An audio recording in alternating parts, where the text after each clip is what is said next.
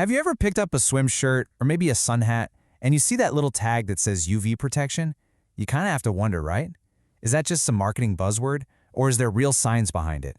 Well, today we're going to find out. We're going to look at the actual proof. So, let's get right to it. You see this everywhere on outdoor gear, UPF 50+. It sounds really impressive for sure, but what does it actually mean when you see that on a label? We are not going to guess today. No, we've got our hands on an official third-party lab report for a piece of performance fabric, and we're going to decode this thing together, line by line, to see exactly what that promise of protection is all about.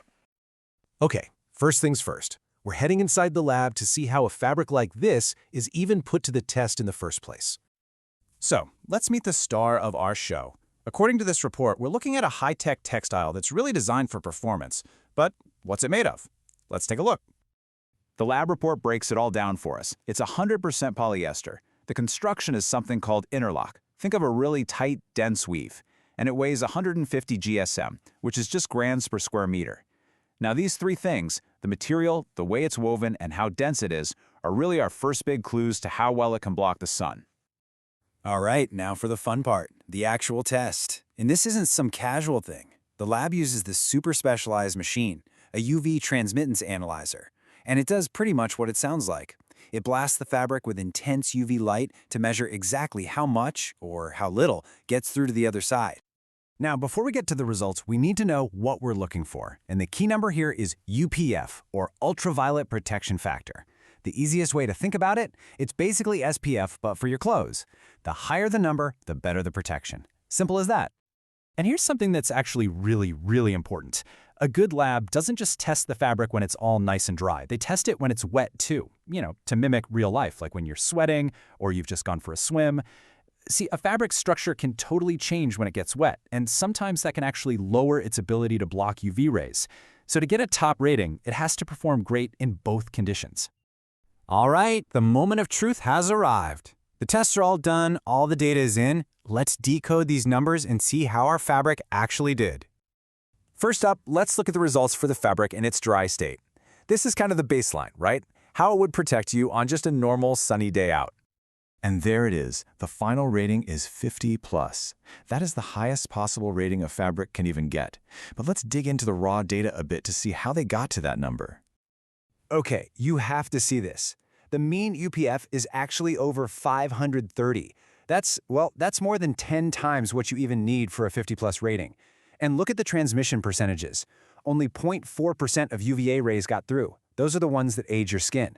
And an even tinier 0.16% of UVB rays, the ones that cause sunburn. It's kind of no surprise that the lab's official conclusion is a big, bold pass. But what happens when things get a little damp? Can this fabric keep up that incredible performance once it's wet? Let's find out. And yep, it does. The rating holds totally strong at 50+. That is fantastic. That consistency is a huge sign of a really high-quality protective fabric. And the numbers totally back it up. The mean UPF is still ridiculously high, over 527. And the UV transmission is almost the same as the dry test. We're talking less than 0.5% of UVA and UVB getting through. So of course, it's another clear pass. This fabric is pretty much a fortress against the sun, whether you're dry or soaking wet. Okay, so we've seen the specs, we've gone through the tests, we've looked at the numbers. Let's pull it all together and figure out the final verdict. What does all this science actually mean for you when you're wearing it? Well, the lab certainly doesn't mince words. It's right there in the report for both wet and dry conditions. The official classification is excellent.